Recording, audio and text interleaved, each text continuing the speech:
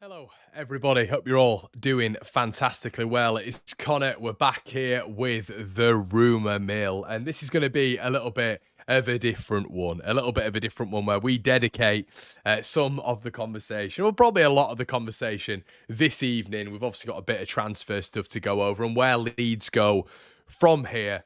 But I wanted to dedicate a lot of this stream to Luke Ayling. And listen, a lot of the time in football, you don't celebrate the past. You always look toward the future. And in life, I'm going on a little bit of a soliloquy here, but listen, we don't live in the present enough, do we? But I do think looking fondly on the past is always a nice way of remembering legends and remembering good things that have happened as well. So that's what we're going to do. If you want something a little bit different, maybe take yourself elsewhere. We are going to be discussing rumours, of course, and where Leeds can go from here. But the main topic is to, wax lyrical about a Leeds United legend, an absolute legend, 8 years at the club, someone who has been there through the rough times and through the absolutely exceptional times. And we're going to speak about Luke's memories. Listen, it sounds like he's passed on. He hasn't passed on, but it feels like we are grieving in a sense as a fan base. As you guys know, I needed Luke Ayling to move on in this window. I think we all needed Luke Ayling to move on. It's a fantastic move for him, but it still hurts. It still hurt when Click left, but he needed to leave, So, yeah, we're going to get into that. But shout out to everybody in the building right now. Make sure you like the video. Two new members, Kyle and Resident Alan. Shout out to you lot. There is going to be a specific members only video coming for you guys as well. That is going to be posted on the network tomorrow. So shout out to you. We also have loads of bonus content on the Patreon, everybody. As you can see on my chest here, we have 3 podcasts exclusively for that. So make sure you check out that one. Let's get into a few of your comments. Evening, Jay. Hey, mate. Good evening. Good evening. Good evening. Jason says, thanks, Ayling, for your time at the club. Has been part of the best thing that we've seen in years. Love the short video of Ayling on the website. Yeah, it pulls on the heartstrings, doesn't it? George says, goodbye, Bill. What a servant for the club and such a modest human being. We'll miss you, Bill, but rather than seeing you struggle for position and place, we'll remember the good times. I think you bang on, George. Like, a lot of the time with it, it's now he's probably going to go on and hopefully do well at Borough. Imagine if he fires Borough into the playoffs. Imagine if he then scores the winner against Leeds. And I'm joking. That will not happen, everybody. That will not happen. Connor prays when he says that. But I think he'll be a really good addition for Borough. I think he fits into, a lot of their club. I think he'll link up really well with Johnny Howson as well, just in terms of ex-Leeds boys. I'm presuming Howson really, push for that one as well. That's not to discredit Luke Ayling's footballing ability, but him at the club. And Liam Cooper spoke on about it. Click has been responding all day to a lot of, I think, 2 or 3 posts about Luke Ayling saying, look, I'm not crying, you are. And I just wanted to read this out to you. I think it would be wrong to not read out his sort of message to the Leeds United fans. So, yeah, it's Roddy Kipper in sad day today. And I just wanted to read out, if you guys haven't heard it or you don't have Twitter or you've not been on LeedsUnitedOfficial.com. And it pulls on the heartstrings. It really does. And I really, really encourage all of you to go and check out the video on LeedsUnited.com. So to all the Leeds fans all over the world, it's like I'm reading you a bedtime story, isn't it? As you might have seen, I've joined Middlesbrough on loan for the rest of the season, which we know is going to be permanent. And my contract at Leeds expires in the summer. You can never predict the future, but it seems as though it's time to say goodbye. I came to Leeds 8 years ago with a fiance, and I leave with an amazing wife, 2 beautiful children, and memories that I will never forget. That is mental, isn't it? Like true actually, Lewis, ineligible to play against his parent club. I keep forgetting that he's on loan. He's not actually signed for them. That is true. But to say how much his life's evolved, it's nuts, isn't it? It is mental when you think about how quickly time moves. And yeah, as I say, 8 years ago, and he's got a wife and 2 kids now. There are so many highlights from my time at Ellen Road, and I want you guys to get your highlights in there as well with Luke. And obviously, promotion back to the Premier League tops them all. Those years with Marcelo and the connection that we had between the players and the fans was incredible. I'd like to thank all the managers. Are you crying? Are you crying yet? Let us know in the comment section below if you're crying. Those years with Marcelo and the connection that we've had between the players and the fans is incredible. I'd like to thank all the managers and staff I've worked with during my time here. Well, I don't need to speak about any of them apart from Bielsa. But I have given extra thanks to Marcelo and for the team for all they did for my career and my family. I will be eternally grateful. And just I think that point in time, and I'm going to take massive like criticism from as a fan. As a fan, I was so obsessed at that period, and I think a lot of us were, about the Premier League and the end goal and Leeds United being back up there playing Man United, Liverpool, Arsenal, Chelsea, back to where we belong. That I think that journey with Bielsa, especially in the first season, when we got, I managed to get home and away to a lot of games, and it was unbelievable. I mean, that picture of Luke just there when he's going nuts was, I think it was at Pride Park when we just beaten Frank Lampard's side 1-0, and he was so good. He was so good on that day, and he was so good that season. Under Bielsa, Luke Ayling's development was staggering. And we're going to get into that, but as a fan, you were always worried about the destination. And I think a lot of the time I struggled to enjoy the journey because I was so pent up on Leeds United getting back up there. I was so craving for my club, the club that I've supported since I was a boy, to get back up there. And for us to experience all this sort of stuff. We didn't foresee COVID, which actually weirdly was a good moment for Leeds United in terms of just winning the league and being in the Premier League and doing what we did, finishing 9th. But you look at those Bielsa years and you just think to yourself, like, the football, the camaraderie, the connection. I remember it because I started this channel. I was on, obviously, All Leeds TV, moved over here, and just the vibe of the fans. There was no negativity, no pessimism, nothing. We were anxious and we'd come in here and be like, what's going on? What's going on? But overall, we just believed. Everyone believed. And it was just such a mental time in the course of a fan's footballing journey. And Luke Ayling was so pivotal to all of it. You know, Bielsa going in and transforming average players into just top quality championship players and good Premier League players. And Luke Ayling was the epitome of that. The overlaps, the underlaps, the goals, the assists, the defensive work, the attacking work, obviously towards the end. And as we know, it's not gone well for Luke after Marcelo Bielsa. But just that period in time, I will always remember Luke Ayling for that. And there was still great moments before as well. Like, you know, let's think about the Gary Monk era when it was Luke Ayling at right back, Charlie Taylor left back, and Kyle Bartley and Pontus Jansson. That was a good moment for Leeds fans. It was a good period. We had a real proper rear guard, and it wasn't the greatest, and we missed out again, but it was still a good moment. It was better than the absolute shit horror times that we'd had beforehand 2 decades previously. But then Bielsa came in, and this whole Marcelo Bielsa era was epitomised by...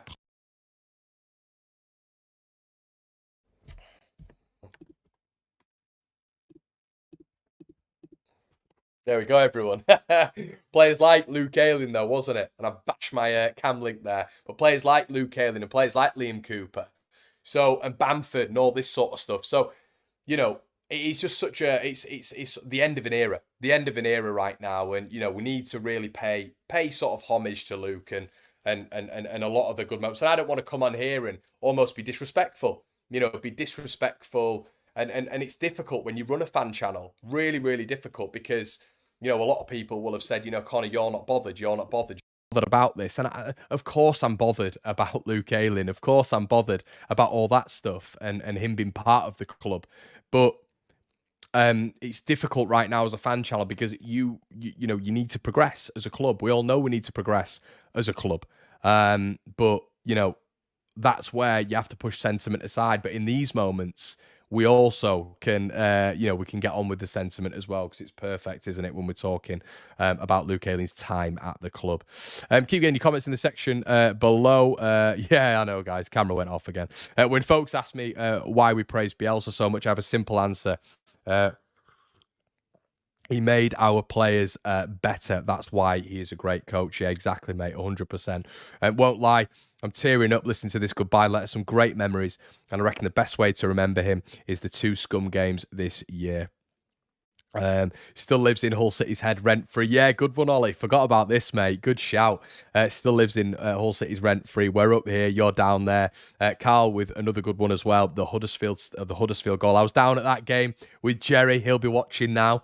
Fantastic, absolutely fantastic game that was in, and we couldn't believe the goal had gone in, and the hair bun out and all that sort of good stuff. It was fantastic. What a period! What a period of time, and yeah, I think I think we'll just finish on with this with the rest of this letter now, everybody. But yeah, I think it's one of those with Luke Ayling where I think we understand that the moment has almost passed with him now, and that's difficult when it comes to us understanding that as fans and appreciating that as fans. But listen, he's got a great move from. Let's see if this cam link works again. And we're back. There we go. Much better. Much better. That's what happens when you decide to punch the cam link. Andrew, shout out to you, my man. Hope you're all good. Thanks so much for the donation. Anthony says the ultimate adopted Yorkshireman. He loved us and we loved him. Anthony, that's so underrated, mate. It's so underrated what you've just said there. He said it plenty of times. Like Luke Ayling became a Yorkshireman. He lived in Wetherby. I bumped into him a couple of times.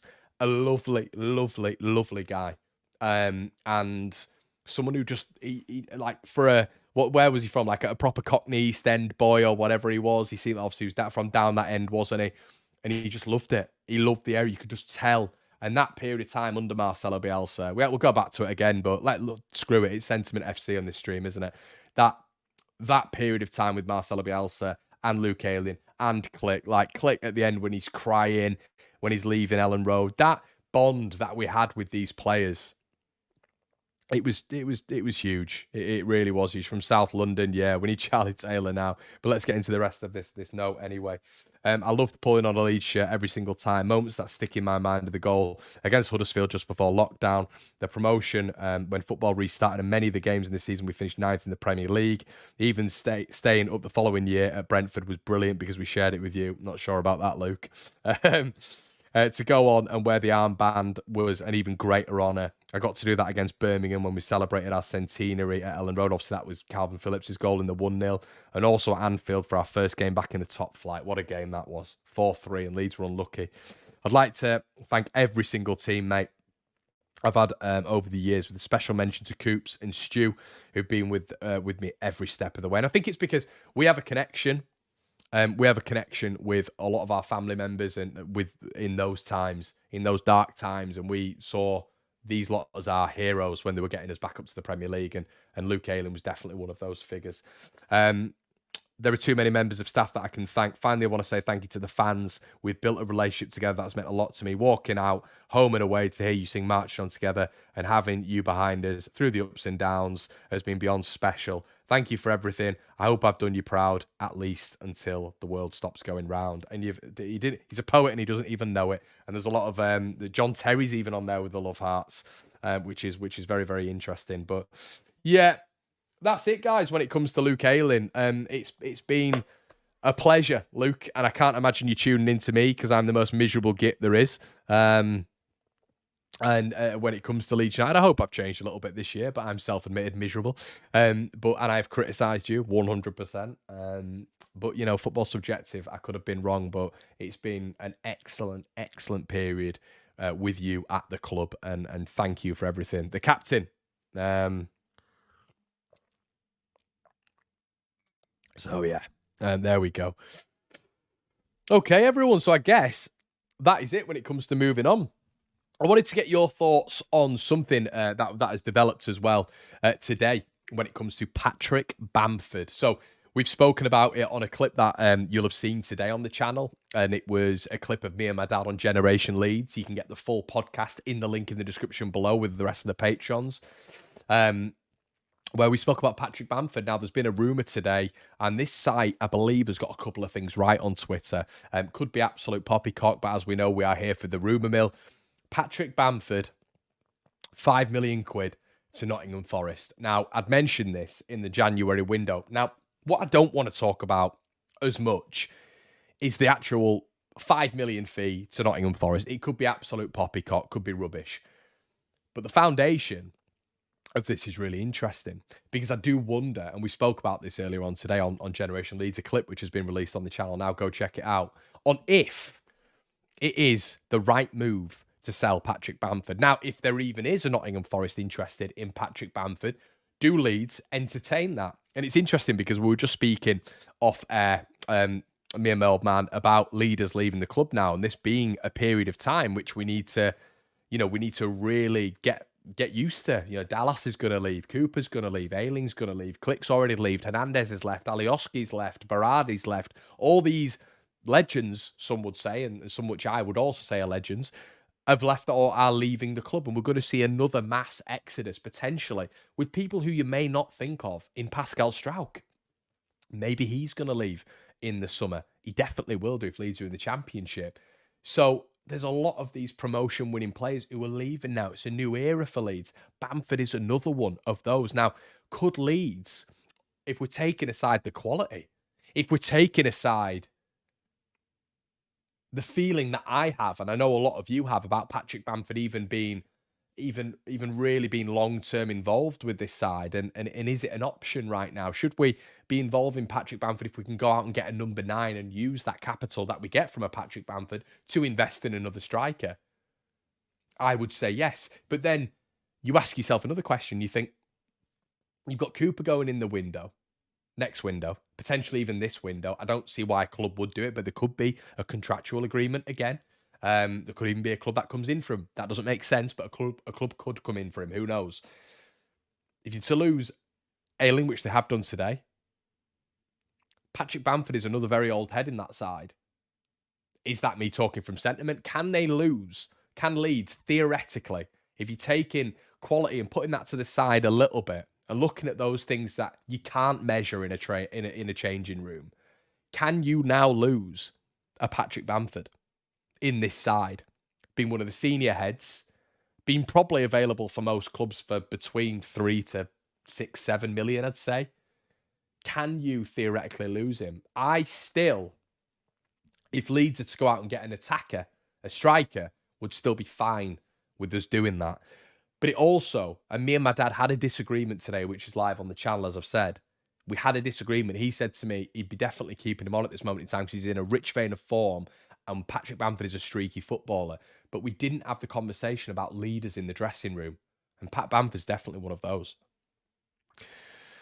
Ryan says, Connor, I've been calling for Bamford to go like yourself, but Perot is off it, so we need him to stay if we're both being honest. 5 mil would be good. He'll be injured in a month and we'll be paying his wage for no return. Paul says, question is, who could we get if he did go? Lord J. Coyle also says, PSG wants him. What are you smoking, Stephen? Not good enough. That's obviously us talking about Pascal Struijk.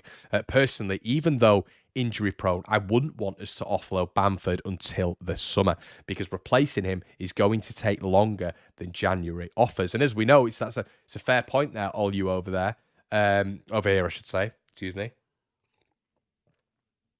It's a fair point because these transfers take a lot of time. From what we know right now, Leeds aren't doing from, we got told by Fabrizio Romano the other day that we're looking at Fabio, who's now just gone to Hull City. But aside from that, it's all very quiet, and we know the 49ers do business behind closed doors. But as of right now, I don't think Leeds are doing anything right now, especially in an attacking capacity. Daniel Farke's seen Rutter in the 10, probably quite likes that, as we all do. And he's probably looked at Pat Bamford and said, well, you never know.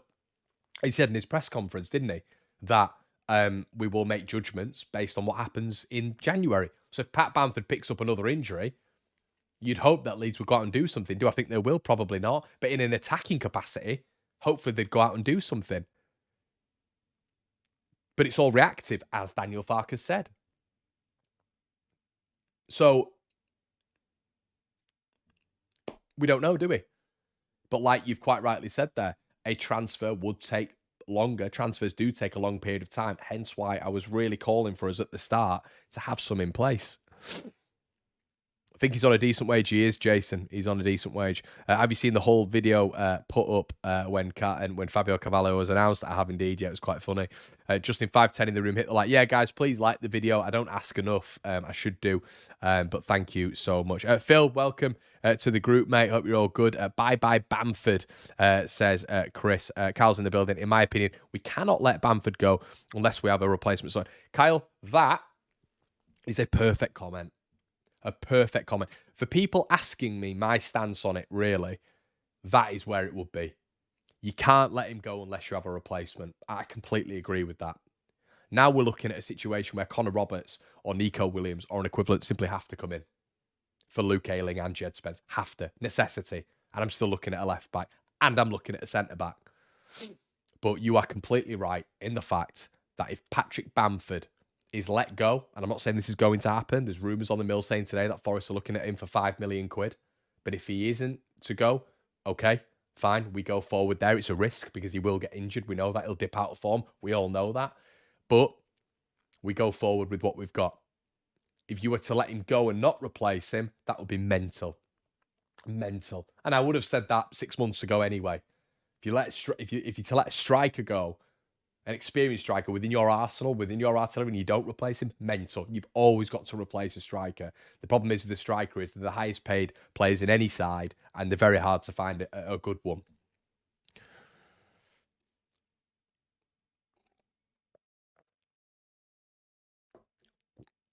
Would you take Chris Wood back on loan? I certainly would not, mate. And there was no pun attempted there. I promise.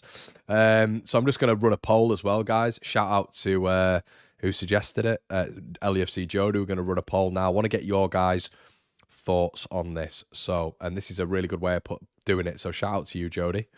Bamford, everyone, stay, go. This is going to be interesting, and I'll let you know the level of the poll in a little bit. I like Bamford, to be fair, but can't rely on him to stay fit. Maybe Brentford might want him swap deal with Tony. Damar, are you joking? Damar, I think you're a cracking chap. You're on every single One Leeds stream. But I'm hoping you're not being serious there, my friend. I'm really hoping you're not. Are you in the mindset that you think Brentford might swap him with Ivan Toney? You could be joking. I have no idea. Through this forum, it's difficult to understand if someone's joking. But I hope you are, Damar. For your sake and for my mental sake, my friend. No way Woody's coming back after his hat-trick. Yeah, good point. Let's have a quick look on the poll. 70% of fans are saying stay. Wow. I thought it'd be the other way around, to be honest. Interesting. Keep going, guys, with the poll. Connor, what do you think of how Leeds spent all that cash on these youngsters we have, but none of them that have even made it to the level we thought they would be? Bit of a waste of money. Yeah, Paul. And that comes to manager churn, development, coaching. We've had 3 dunce managers in a Premier League in a Premier League season, where development stalled with a lot of players. And I'll put Ilan Melier in there, even though I don't think he's good enough for Leeds United. I'll put him in there as well. I think he suffered. I think Pascal suffered. I think multiple players, Joe Gelhardt, will have suffered in terms of minutes as well, and different coaching structures. Players will suffer with inconsistency. And these players, when you look at a lot of the players that were bought, how many have made it through? And we're going all the way back to McKinstry, McCarran, etc., etc. But then you can look at like Leif Davis, Niall Huggins. They've made it, but they haven't made it at Leeds. Cresswell will make it, I think. And when I say make it, I mean in the top 2 tiers of English football. I think he will. I think he's good enough. But he's not going to make it at Leeds. I think there's a potential he might go down a Leif Davis route in terms of impact at a club. But it is very disappointing. Archie Gray, enigma, really. Calvin Phillips, obviously, previously. But yeah, we need to see that developing a little bit. Finley Gorman was disappointing, him going to Man City, obviously the 15-year-old. But we have still got Charlie Crew, Harry Gray, more players coming through that developmental side who hopefully we're going to see a lot more from. You know, not even homegrown talent, but players like Matteo Joseph, you hope at some point are going to be given minutes and moments. And yeah, I am disappointed with Charlie. Listen, off the turn, I don't think he's the quickest. I don't think he's the best player on the ball. But once again, he's had a massive gap in his development, you know, and he wants to play. Do I think he's good enough to play right now? No. But do I think if Daniel Farke turned around to him and said, look, anytime one of these two outperforms, like they're not performing well, I should say, you're in, fella. You're in, 100%. I think that'd be good enough for Charlie. Because I think he wants to play for Leeds. I think you get that burning feeling with him. He's a Leeds fan. He's come through the squad. He's come through the developmental structure, the pyramid at Leeds. I think he wants to be at Leeds. So if Daniel Farke just gave him that assurance, but from what I understand, Daniel Farke isn't that sort of manager anyway, if you're reading between the lines there. So I don't know if he's ever going to give him that reassurance. And to be fair to Farke, he just might not rate him. He just might not rate him. But it's a difficult position he's in right now because Cooper is club captain, but Cresswell should be in front of him. And that's a big, big decision for the manager to make. But Liam Cooper's going to be gone in 6 months' time. Charlie Cresswell, there's potential for him to be here in 6 years' time. That needs to be managed by the manager and the framework above. So, yeah.